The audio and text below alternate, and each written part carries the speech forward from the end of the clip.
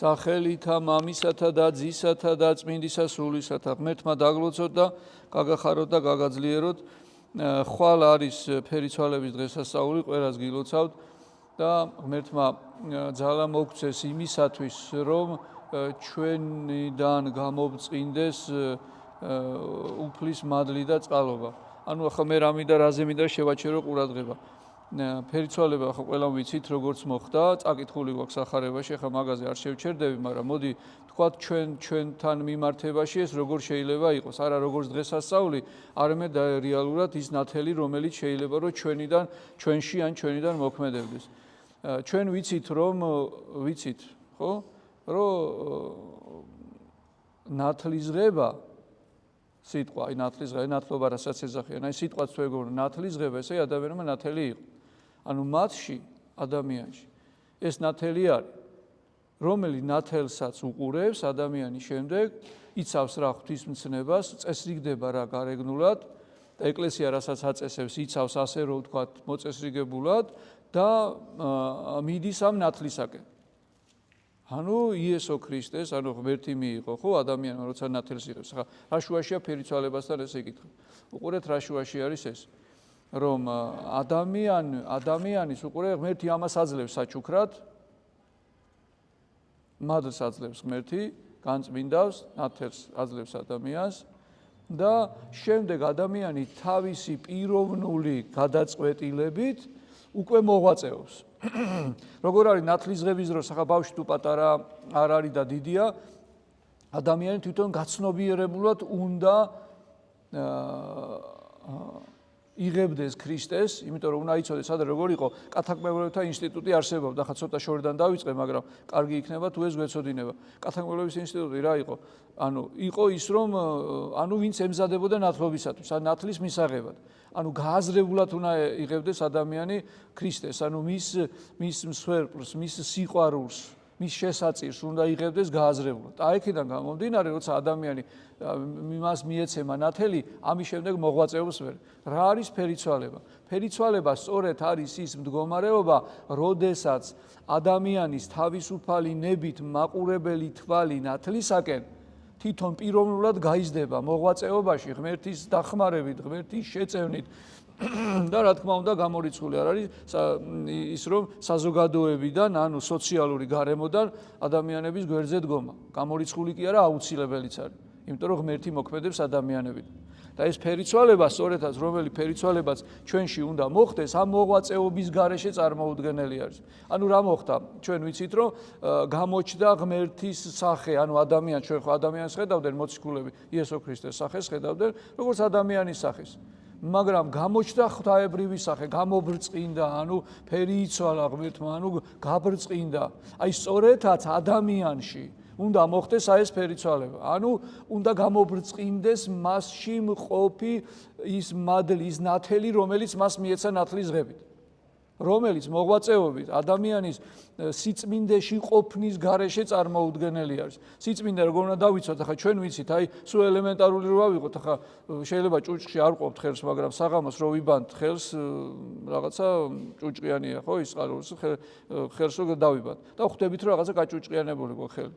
ანუ სპეციალურად შეიძლება რაღაცა არ შეეხო შენ რაღაცა ჭუჭყიანს, მაგრამ გინდა თუ არ გინდა ცხოვრება ისეთი არის, რომ შენ ეხები რაღაცა ისეც, რომელიც არ არის მისაღები, ანუ ნათლის, ანუ ჭეშმარიტებიდან მოშორებული არის. ანუ რასაც ეწოდება ცოდვა, დაცემა, ადამიანი ვერ არკვევს, კეთილი და ბოროტი სად არის, თავისუფალი ნება დაზიანებული აქვს, ვერ არჩევს, რა თქმა უნდა, როგორ უნდა გააკეთოს, როგორ მელი უნდა ამოირჩიოს, ცდუნებულია ბოროტისგან და აქედან გამომდინარე ადამიანი მე ეხება და თავისთავად ის მოღვაწეობა, ანუ სწრაფვა ღმერთისაკენ, ნათლისაკენ, რომელთაც უნდა გამობრწყინდეს ადამიანში ეს მადლი, საქმეებით უნდა გამობრწყინდეს. არა საქმეებით ცხონდება ადამიანი, არამედ ადამიანის თავისუფალი ნებით გადაწყვეტილება იმოქმედოს ღვთის ნათლის შესაბამისად, ანუ ღვთისმცნების შესაბამისად, მადლის შესაბამისად, სათნოებების შესაბამისად, რა თქმა უნდა, აი აქედან ღმერთი გამობრწყინდება ადამიანში. აი ეს არის, ამიტომ არის საჭირო. ეს თითქოს ახლა თეორიას ვამბობ მე როგორ უნდა შეიძლება იყოს, მაგრამ პრაქტიკაში ეს როგორ არის? ყოველდღიური ჩვენი ცხოვრებით, ფიქრის დაცვით, აი როგორ არის ადამიანი იცავს იმ ორგანოებს, რომელსაც გარედან იღებს ინფორმაციას, მაგალითად, ხო, თვალით იღებს, შეხებით იღებს, ყნოსვით იღებს, ყურით იღებს. ხო, ის რაც შეიძლება ვთქვათ, პირველ წყარო არის, საიდანაც ადამიანი აცნობიერებს, რომ მე ვარ. ასე ვთქვათ, აქედან აცნობიერებს, რომ მე ვარ, აი რა ხი არის, არის მე სადა ვარ მასთან მიმართებაში. და აი ამ ინფორმაციის მიღებისგან ადამიანი ყველაფერ ინფორმაციას არ უნდა იღებდეს. ანუ ყველაფერს არ უნდა ყრიდეს. ახლა აბა რომ გავაღოთ, ახლა ჩვენი უჯრა სადაც გვაქვს, ხო? იქ ყველაფერს ხო არ ყრით კაცო. რაღაცა წყობრად ვალაგებთ. ტანსაცმელი არის, ნივთებია ჩვენი, რაღაცა პირადი წიგნებია, რაღაცა არის. ხო, ვალაგებთ ამას, ვალაგებთ ლამაზად. ლამაზად უნდა დავალაგოთ ყოველ შემთხვევაში. აი ზუსტად ასევე არის, განა ჩვენ გვჭირდება ყველანაირი ინფორმაცია, იმიტომ რომ ადამიანი ვეღარ აღიქვავს ამ ყველაფერს. ეგ კი არა, აი მაგალითად ახლა ტექნიკა არის ხე კომპიუტერში, ვიცით რომ არსებობს ვირუსები. ვირუსი ზუსტად ეს მდგომარეობა, ანუ არასწორი ინფორმაცია, რომელიც განსაზღვრავს შემდეგ სწორ თუ არასწორ მოქმედებას იმ პროგრამისა, რომელიც ადამიანში არის, კომპიუტერში არის. ინფორმაცია, ეს ტვინის ინფორმაციას ვიღებ. აქედან ადამიანი მერე აღზრავს თავის თავს როგორ უნდა იმოქმედოს. და ადამიანს ხანდახან გონია რომ ეს თავია მარტო. ამიტომ ნათელი, რომელიც ადამიანში არის უხილავად და რომელსაც ჩვენ ვერ ვხედავთ, უნდა გამობრწყინდეს სწორედაც ამ საქმეებიდან. აი ერთ მაგალითს გეტყვით ახლა მე თქვენ. ადამიანი, რომელიც ტაძარში მოდის, ცოდვებით დამძიმებული და შესვარული აქვს მას, ანუ ის სამოსელი, ნათლისღებით მიღებული სამოსელი, რომელიც დაჭუჭყიანებული არის, მოდის ადამიანი და ახსარებით, ზიარებით, ქადაგების მოსმენით, გაცნობიერებით, წმინდათა მამათა ცხოვრების წაკით და ასე შემდეგ მოღვაწეობით ადამიანი იწმინდება და რეალურს გეტყვით ასეთ რაღაცას, ანუ რასაც ჩვენ მოძღვრები ვხედავთ ხოლმე, რომ ადამიანის სახე, აი როგორც აი თითქოს ჩაბნელებული არის. აი ესეთი სახე აქვს, როცა ადამიანი ტაძარში მოდის. თვითონ ვერ ხვდება, ხა მიჩვეულია და ჩვეულებრივად და ვერ ხვდება, მაგრამ რაღაცა პერიოდის მერე, რომ გადის და ადამიანი ამ მადლს იღებს, ადამიანიდან ნათელი გამოდის. საოცარია, ხა ეს მოძღვრის თვალი ამჩნევს ამას, ახლა შეიძლება ბრევლმა ვერ შეამჩნიოს, შეიძლება შეამჩნიოს კიდევაც, მაგრამ ეს რეალურად ასე არის, ხალხო. როცა ადამიანი ცოდვაში აბსოლუტურად მისი გარეგნობაც კი იცვლება.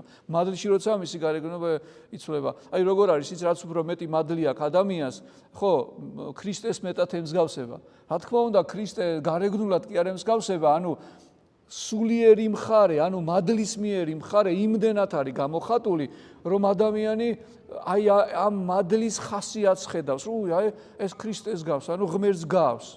ანუ ის მადლი, რომელიც მისგან, ანუ ფერიცვალებით გამოსული, ანუ ის ფერს იცვლის ადამიანი. და აქედან გამომდინარე ადამიანი მერე აი ასე გამობრწყინდება ადამიანში ღმერთი. აი სწორედაც ეს არის, ამ კუთხიდან მინდა დაგანახოთ ეს ყველაფერი და ღმერთმა გაგაძლიეროთ, დაგლოცოთ ღმერთმა ფერიცვალების მადლი და სიხარული მოგცეს, წყალობა და მადლი მოგცეს, ძალა მოგცეს იმისაც, რომ ვიშრომოთ ჩვენ სხვა ახლა არავინ არ გვეუბნება, რომ წადით ახლა აფრიკაში ან სადმე, ავსტრალიაში ან სადმე, წადით ახლა იქ მოაქციეთ ქრისტიანებიო. დღეს საკითხული სახარები და რა წერია, რას ამბობს უფალი, რომ წამოდითო მოციქულებს, სანამ მოციქულები გახდებიან, რომ მებადურები იყვნენ, თევზს იჭერდნენ, წამოდითო და მე თქვენო გახდითო ადამიანების მესათხევლეთო. ანუ მებადურებად. ანუ სინამდვილეში ჩვენ ყავს ერთმანეთი ხალხო. თქვენ გონია რომ სხვა ვინმეს ვეძებთ, სამოღვაწეოდ და მოდი მე ვიღაცას შევხვდები უცხოს და მოდი მოშურნე ვიქნები, რომ მე გამოვხატო ჩემში ქრისტიანული სიყვარული. და ოჯახის წევრებს ცოტა უხეშად ვექცევით. იქ ჩვეულებრივები უნდა ვიყოთ. ახლა შეიძლება გარეთ ცოტა სხვანაირად. ხო, ან ეკლესიაში უნდა ვიყოთ ასე რაღაცა მოწესრიგებული. ან სხვაგან აფრიკაში რო წავალ, ან სადღაც იქ იმას უნდა ქრისტე უნდა უხადაგო. ეს ასე არ არის კაცო. ჩვენ ყველა ჩვენი აფრიკა გვაქვს აქ.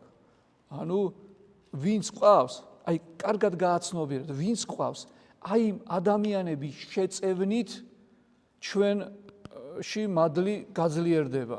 ანუ მცდელობით. სხვა ასე ვთქვათ, სივრცე ღმერთმა ჩვენ არ მოგცა, გარდა ერთმანეთის. ამიტომ ერთმანეთს გავუფრთხილდეთ. გაფრთხილება იმას ნიშნავს, რომ ვეცადოთ რომ მოუაროთ. და შენ თუ აღმოაჩენ შენ თავში რომ რაღაცნაირად მადლისმიერად რაღაცა უფრო მეტი გაიგე, მოდი და მოუყევი შენ მეგობარს. შენ მოყვას მოუყევი კაცო.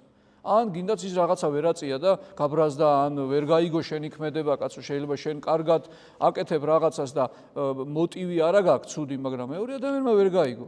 არა უშავს ბოდიში მოუხადებს, არა უშავს, იმიტომ კი არა რომ მართ აი სიმართლით კი არ განისჯება, მადლი სიმართლიდან გამომდინარე კი არ არის ჩვენ მართალი ვართ უმტყვანი ვართ. არამედ შენი მოწყალე გულიდან, ანუ დამოკიდებულება არის. სწორი ღმერთ უფალი, როდესაც შეურაცხყოფას აყენებდნენ, ხო, რამე იმართლა თავი, არა. არ შეეძლო სამართლიდან გამომდინარე სწორი იყო, დამნაშავეები იყვნენ ის აკეთებდნენ. ხო, მაგრამ სიყვარული აღემატება ყველაფერს. ადამიანის ზმობიერი გული აღემატება ყველაფერს, მოწყალება ყველაფერს აღემატება. ანუ ეს არის სიყვარულთვისევე, რაც მე ჩამოგითვალეთ. ამიტომ ღმერთი სიყვარულია და თუ გვინდა რომ ჩვენში ნათელი გამოვწყინდეს და ჩვენ, რა თქმა უნდა, ფერიცვალება ვიხილოთ, სხვა მიხილოს ჩვენი ფერიცვალება რომ დაინახოს, რომ ჩვენ ფერი ვიცვალეთ, ესე იგი მადლში უნდა ვიყოთ. და ჩვენ სიყვარულით უნდა ვიყოთ. სიყვარულის საზომით გამსაჯოთ ყველაფერი. სიყვარულის საზომით. ცოდვა რა არის? აი ამ ჭრილიდან თუ შევხედავთ სიყვარულის ჭრილიდან, ეს არის სიყვარულის ნაკლებობა, მოკლება. ანუ ღმერთი თუ სიყვარულია და ცოდვა თუ ღმერთიდან სხვა გზაზე სიარულია, ესე იგი სიყვარულიდან სხვა გზაზე სიარულია. ანუ უსიყვარულო მდგომარეობა არის ცოდვა, ეგოისტური მდგომარეობა არის ცოდვა. ამიტომ თუ ჩვენ გვექნება მუდმივ მთელი ჩვენი არსი იმაზე, რომ აბა სიყვარულიდან გამომდინარე მე რამდენად სწორად ვაკეთებ, ყველაფერი დაალაგდება დამერწმუნდეთ. ყველაფერი. დაგლოცოთ ღმერთმა და ბედნიერება და სიხარული მოგცეთ. ამინ.